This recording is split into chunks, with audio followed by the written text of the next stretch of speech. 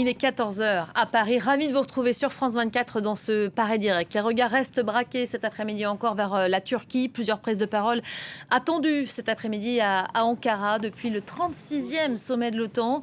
Les dirigeants des pays membres de l'Alliance s'expriment aujourd'hui. Donald Trump aux alentours de 15h15 heure française. Nous serons en direct. Lui qui a déjà exprimé ce matin sa colère vis-à-vis des membres de l'Alliance. On le sait, l'un des enjeux de ce sommet sera de ne pas froisser le président américain en mettant notamment en avant les progrès réalisés en matière de réarmement. C'est le cas de la France, dont l'actualisation de la loi de programmation militaire a été adoptée il y a quelques jours par le Parlement. 36 milliards d'euros en plus. Juste avant son départ pour la Turquie, la ministre des Armées et des Anciens Combattants nous a accordé un entretien exceptionnel. Catherine Vautrin est notre invitée événement du jour. Je vous laisse regarder. Madame la ministre, bonjour et merci, immense merci de nous recevoir ici, à domicile, l'hôtel de Brienne, le cœur historique des armées. Et pas dans n'importe quel bureau, c'est le bureau du général de Gaulle, celui qu'il avait occupé au lendemain de la Libération. On va y revenir dans quelques instants. D'abord, un mot du contexte. Extrêmement tourmenté pour le monde. On sort de 40 jours de bombardement en Iran. La paix paraît très incertaine au Liban. L'Ukraine et la Russie sont en pleine escalade. Et c'est dans ce contexte que le sommet de l'OTAN se tient à Ankara, 36e sommet auquel vous prenez part aux côtés du président de la République. Dans quel état d'esprit allez-vous vous présenter à ce rendez-vous? On sait que le réarmement des Européens et donc le réarmement des Français sera au cœur du rendez-vous. D'abord, bienvenue et merci évidemment de me donner l'opportunité d'échanger avec vous sur la situation actuelle. Le sommet de l'OTAN, c'est effectivement un rendez-vous important. Dans ce sommet, 3 objectifs. La force de l'Alliance depuis 1949 et l'unité de cette alliance, premier objectif. Deuxième objectif, le pilier européen de l'OTAN et comment les Européens s'engagent pour leur défense. Troisième sujet, l'Ukraine, qui reste évidemment un sujet que nous évoquons régulièrement lors des ministériels OTAN, puisque comme vous le savez, nous avons en Europe très régulièrement des ministériels OTAN. Maintenant, effectivement, vous avez raison, le contexte géostratégique a changé. La France, dans ce contexte, se réarme. C'était tout le sens de la revue nationale stratégique qui a été rendue publique l'année dernière, le 13 juillet 2025. C'est tout le sens de la loi de programmation militaire qui avait été votée en 2023 sur la période 24-30. Et c'est la raison pour laquelle je viens de porter un texte devant le Parlement qui actualise cette loi de programmation avec plus d'entraînement, plus de capacité pour nos soldats, nos aviateurs, nos marins, parce que dans ce contexte, la France, évidemment, a besoin de s'équiper encore plus, avec finalement un champ de bataille qui va des fonds sous-marins jusqu'à l'espace. Je crois que vous vous félicitez d'avoir boosté le budget de nos armées en 10 ans, doublé, c'est cela?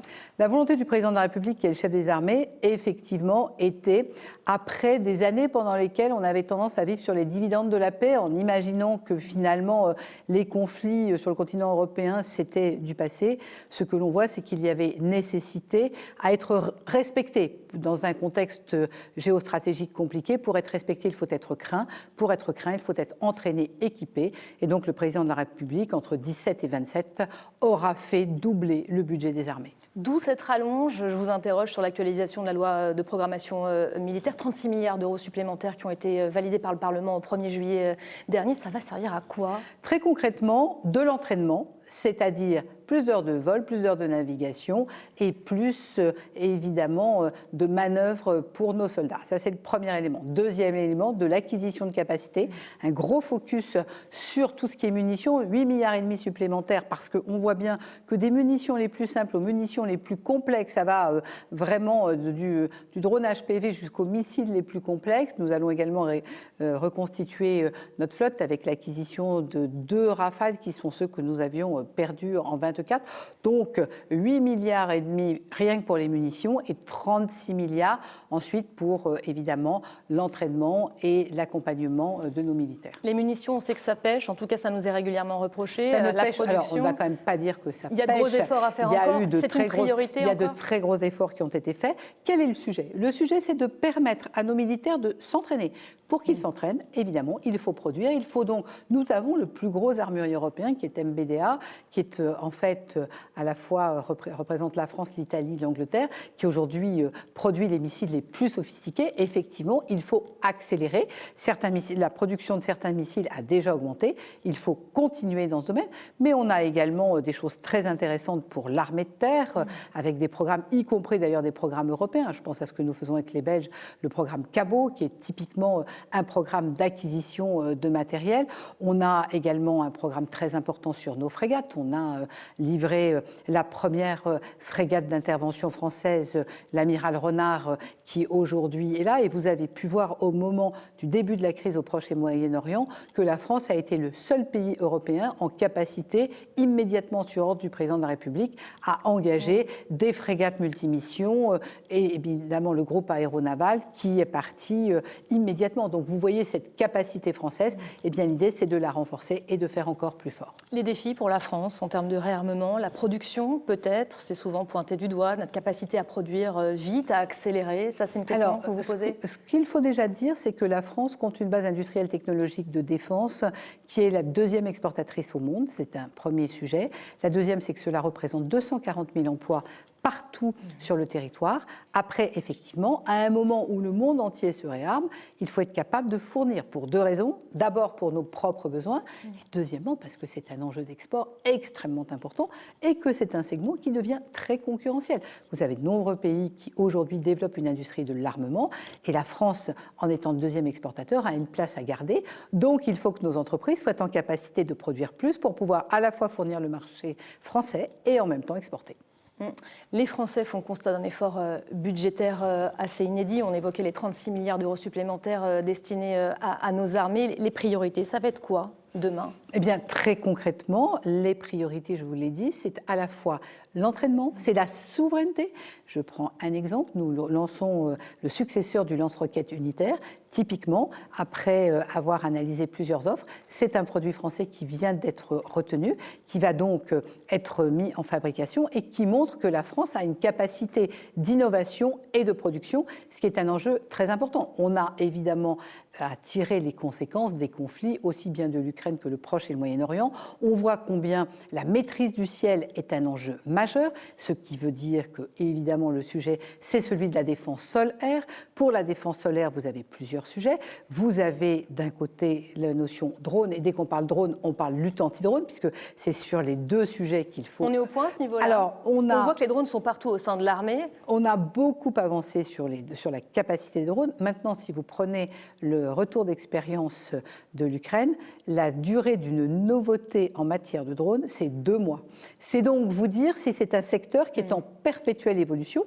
Donc tout notre sujet, c'est évidemment d'accompagner ces évolutions pour avoir systématiquement celui qui est le plus innovant. Et parallèlement à ça, vous aviez le deuxième élément qui est ce qu'on appelle les effecteurs, c'est-à-dire la capacité à abattre des drones, puisqu'on voit particulièrement dans le combat en Ukraine combien le combat de drones est important. Ça a également été le cas au Proche et Moyen-Orient, où on voyait que les Iraniens envoyaient des drones Shahed à 50 000 €. Et évidemment, l'idée, c'est de les faire tomber avec autre chose que des missiles dont les prix sont beaucoup plus élevés. Avec une force de nuisance considérable. On en a fait le constat, effectivement, au Moyen-Orient. Vous venez de citer, Catherine Vautrin, à 2 reprises l'Ukraine.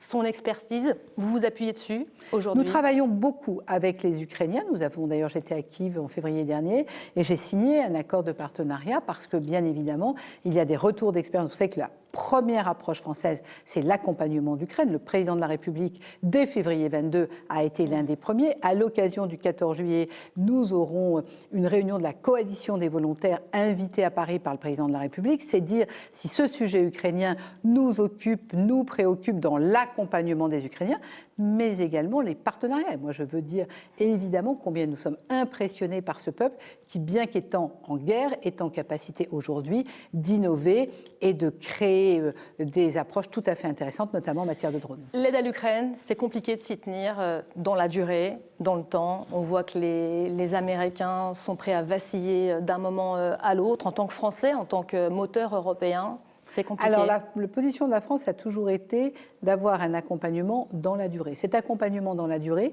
il n'est pas exclusivement financier. Nous avons cédé beaucoup de matériel.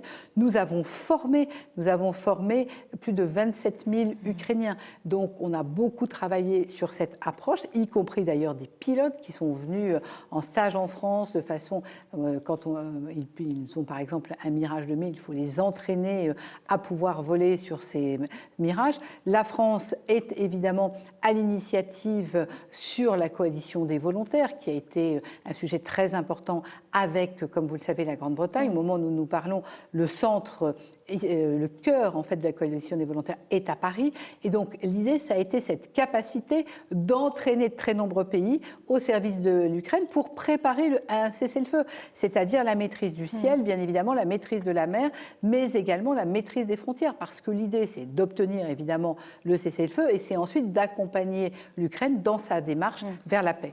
Vous parliez en introduction de la position, et on le répète à chaque fois, le gouvernement le répète à chaque fois, insiste là-dessus, de la position défensive de la France dans ce dossier ukrainien. La ligne est très ténue.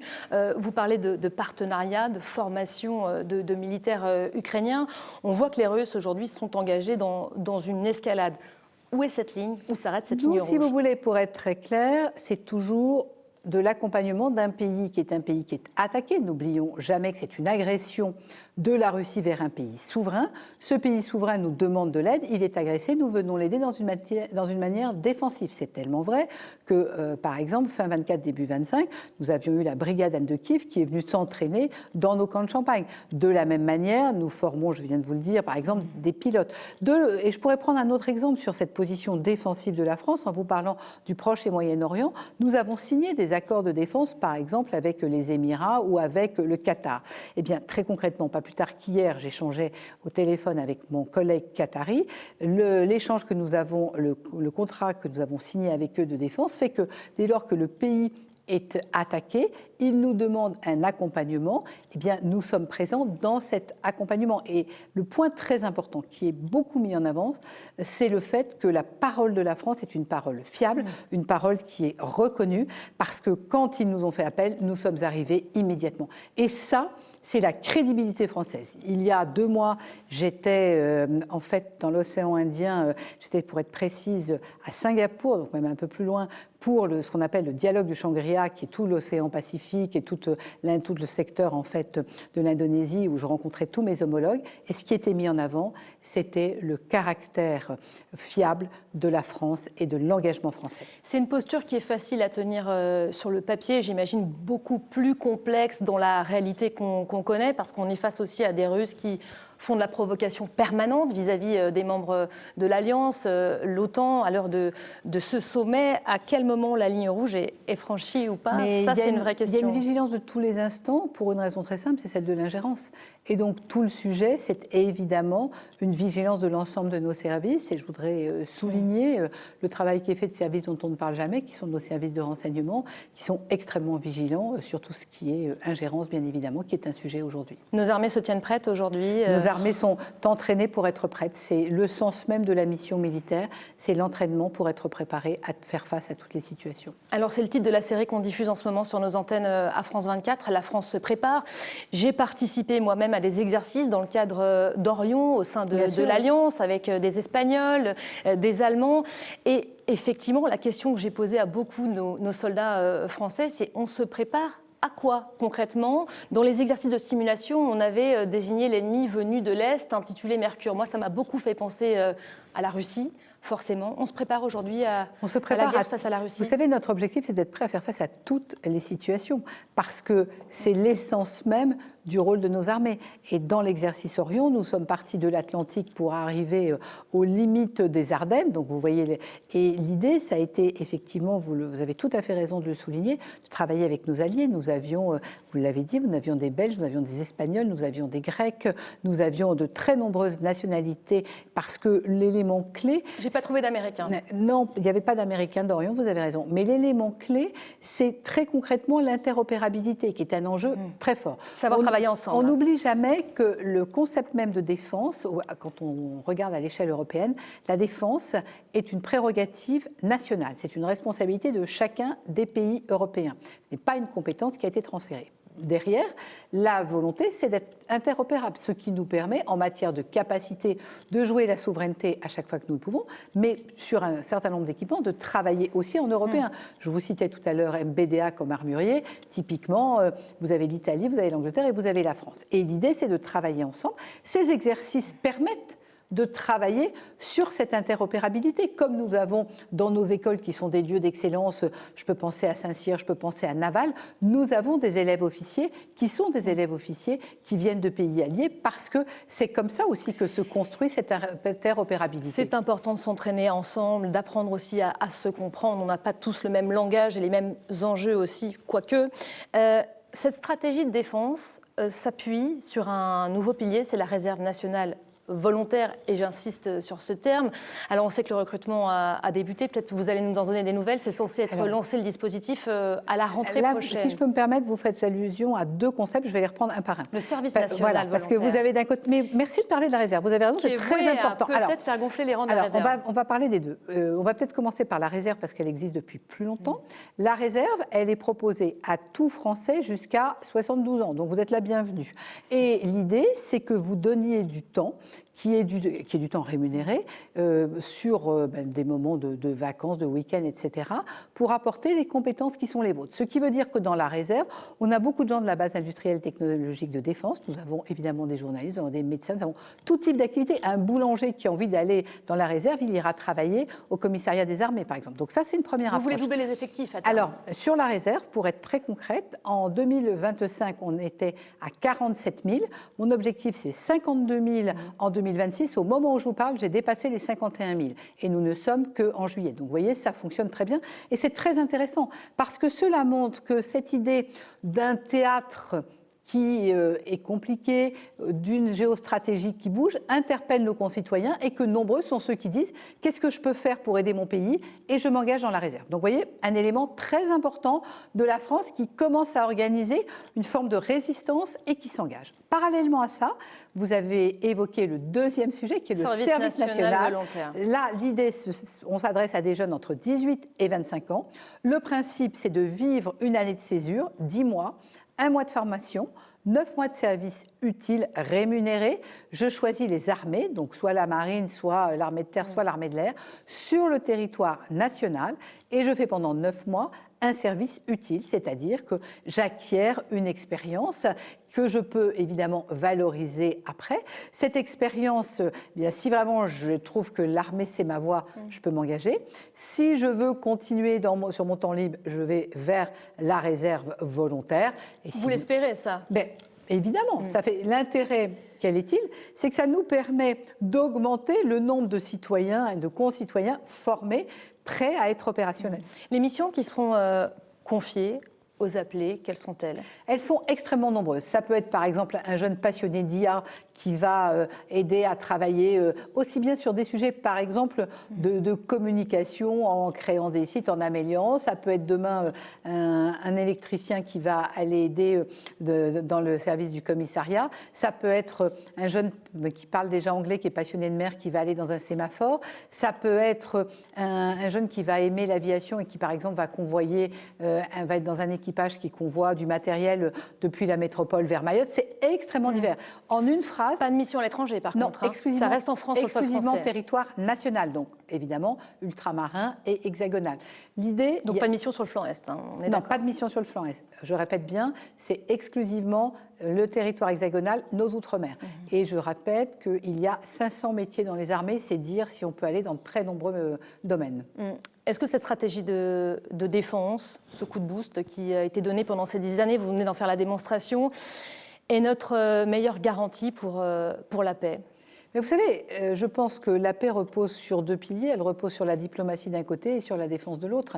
Et nous articulons ces deux piliers. Vous savez combien le président de la République est extrêmement actif en matière diplomatique parce que, je le répète, si vous prenez l'exemple du Proche et Moyen-Orient, dès le 2 mars, le président de la République a dit « Nous avons 3 sujets. Nos ressortissants sur zone, 400 000, nos intérêts et ensuite la liberté de navigation. C'est-à-dire que la volonté de la France, c'est que les traités internationaux soient respectés. Montego Bay, en ce qui concerne Hormuz, c'est typiquement le sujet Et la volonté de la France, elle est de faire respecter ces traités. Donc toujours une position qui est une position défensive. On entend quand même cette petite musique qui monte, et pas que dans la bouche des Français. D'ailleurs, c'est une musique qui est en train de grimper partout sur le continent européen. Je voudrais citer le chef d'état-major des armées, Fabien Mandon, forcément, qui disait il y a 5 mois au Congrès des maires de France, la France doit être prête à perdre ses enfants. La France devra-t-elle mettre à l'avenir davantage, et c'est la question que je vous pose, Madame Vautrin, à contribution ces enfants, les Français? Alors, vous savez que cette phrase avait été sortie de son contexte et qu'elle sortait d'un ensemble plus large qui était celui de la Revue nationale stratégique. L'idée de la France, c'est très concrètement, et évidemment, la diplomatie qui est un élément très important, et derrière, une préparation de nos armées. Et c'est exactement ce que nous faisons, et c'est le sens de tout ce qui a été mis en place, à savoir la loi de programmation, à savoir l'actualisation, qui permettent de donner des moyens d'entraînement à nos armées, parce que plus elles sont entraînées, plus elles sont préparées aux différentes situations. La réintroduction d'un service militaire comme on le connaissait, parce qu'on sait aussi, c'est une piste de réflexion dans de nombreux États, plus à l'Est, mais on n'en est pas là. Alors d'abord, vous savez, quand on compare les États, il faut regarder d'où partent chacun. Et vous le savez, tout le monde, la France a toujours gardé une armée. Au moment où nous nous parlons, nous avons une armée qui compte plus de 200 000 personnes. Donc on a un format d'armée entraînée qui existe. Nous ne sommes pas dans la situation d'un certain nombre de pays qui, aujourd'hui, ont à reconstituer une armée. En revanche, 200 000 contre 500 000, je crois, à la fin de la guerre d'Algérie. Ouais, donc ça s'est beaucoup réduit. Oui, non, mais les temps ont changé. Mais en revanche, quand vous regardez les objectifs 2030, nous aurons dépassé les 300 000. Donc il y a quand même une évolution tout à fait importante. Donc pour l'instant, vous nous confirmez que le débat n'a absolument pas lieu en France. Ça n'est pas le sujet au moment où nous le nous retour parlons. de la conscription, comme on la connaissait. N'est pas à l'ordre du jour au moment où nous nous parlons. Un mot peut-être des festivités du 14 juillet. Vous nous recevez dans ce lieu chargé d'histoire, de symboles. Je crois que ce bureau, c'est le général de Gaulle qui l'avait choisi tout à fait. Avant de partir à Londres, donc en 1940. Alors vous avez tout à fait raison. Le général de Gaulle était sous-secrétaire, je prends le terme tel qu'il existait, sous-secrétaire d'État à la guerre en 40, il part à Londres. Il revient ici très précisément le 25 août 44, c'est-à-dire après la libération de Paris. Et il dit dans les mémoires de guerre que rien ne manque sauf l'État, sauf l'autorité de l'État, qu'il va s'employer à remettre cette autorité de l'État. Et c'est pour ça qu'il s'installe ici. Et il s'installe ici jusqu'à janvier 46, date de sa démission. C'est dire si ces murs portent l'empreinte d'un homme dont chaque Français connaît l'engagement pour la France, l'engagement pour les valeurs de notre pays, cette fameuse certaine idée de la France. Le général de Gaulle qui a fait de cette fête du 14 juillet une fête nationale. Je crois que l'unité de la nation, c'était cher à ses yeux. Il défendait l'idée d'une France souveraine, alliée, mais indépendante. 60 ans plus tard, ça fait sens, tout ça? Ça fait totalement sens. L'unité de la nation, c'est tout le sens de ce que nous portons aujourd'hui dans le lien armée-nation. Et finalement, le 14 juillet, c'est l'occasion pour chacun de nos concitoyens de montrer combien ils supportent, au sens évidemment le plus encourageant du terme, nos armées. C'est vraiment un enjeu extrêmement important que cette notion de la fierté d'appartenance. Et finalement, je suis citoyenne, la fierté d'appartenance à une nation, c'est aussi qu'est-ce que je peux faire pour cette nation. Et l'exemple de ces militaires qui s'engagent, il ne faut jamais l'oublier, au péril de leur vie. Le 14 juillet, c'est aussi l'occasion de rendre hommage aux familles endeuillées, donc à nos morts pour la France et aux morts d'accidents, parce qu'il y a aussi... Que vous allez recevoir, je crois. Que je recevrai comme on le fait chaque année, mais également à tous les blessés, toutes ces femmes et ces hommes qui se sont engagés au péril de leur vie pour le pays. Donc c'est vraiment un enjeu extrêmement important que ce 14 juillet, qui est un moment d'unité nationale tout à fait spécifique. La question de la souveraineté qui lui était chère au général de Gaulle. Tout autant pour nous. On n'est rien sans les autres. Alors, ce sera peut-être l'une de mes dernières questions. Vous venez de faire la démonstration de tous les efforts qui sont mis sur la table par les Français. Quid des autres, quid des Américains, en ce sommet de l'OTAN. Est-ce que sans eux, on n'est rien demain? Ça, c'est une question que j'ai beaucoup posée à nos militaires. Il y avait beaucoup d'embarras, forcément. Alors, il n'y a pas d'embarras. Je crois qu'on peut se dire les choses très concrètement. D'abord, la souveraineté est une notion majeure pour notre pays. C'est bien la raison pour laquelle, à chaque fois que cela est possible, nous gardons la souveraineté. Et si vous regardez l'armée française, vous voyez que depuis les années 60, l'armée française repose sur la dissuasion d'un côté, le conventionnel de l'autre. Qu'on a ouvert aux autres, la dissuasion. Attendez, non, on ne l'a pas ouverte. On a on réfléchit avec quelques pays. Ça reste une compétence strictement nationale du président de la République, compétence qu'il détient de son élection au suffrage universel, totalement financée par la France et totalement maîtrisée et déclenchée, si demain ça devait être le cas, par la France. Donc ça reste totalement souverain. En conventionnel, nous sommes également, je vous ai cité l'exemple du successeur du LRU, typiquement dans du souverain. Après, sur certains équipements, nous travaillons avec des Européens, par exemple, pour faire de la recherche, du développement et sur certains équipements. La relation avec les États-Unis. Depuis 250 ans, nous sommes alliés avec les États-Unis. Ça ne veut pas dire que nous sommes toujours alignés, mais nous sommes alliés.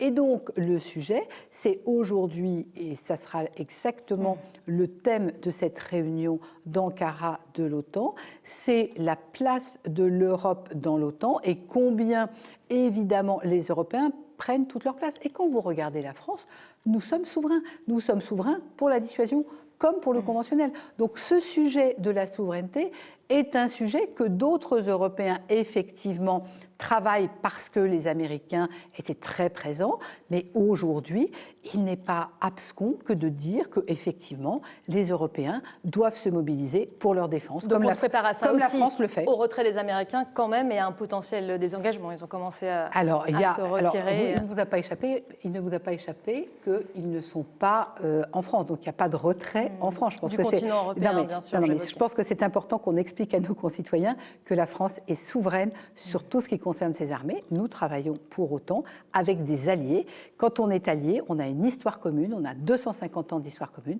Il peut nous arriver de temps à autre de ne pas être totalement alignés. Voilà, en espérant évidemment que le ton soit toujours, que l'allié soit toujours réceptif, comme c'était le cas au sommet du G7 à Évian. Évian a été une très belle régénération de la relation entre la France et les États-Unis. J'ai moi-même reçu le jour du D-Day, le 6 juin, mon homologue ministre de la Défense avec lequel j'ai pu échanger de façon extrêmement constructive. Et je pense que c'est ça qui est important, c'est la capacité. Vous savez, et là on revient au travail mené par les diplomates, la capacité à échanger. Et vous connaissez la capacité du président de la République à échanger inlassablement. C'est aussi comme ça qu'on arrive à maintenir la paix. Donc on se rend plutôt aussi optimiste à ce sommet d'Ankara. Merci beaucoup Catherine Vautrin. Merci à vous.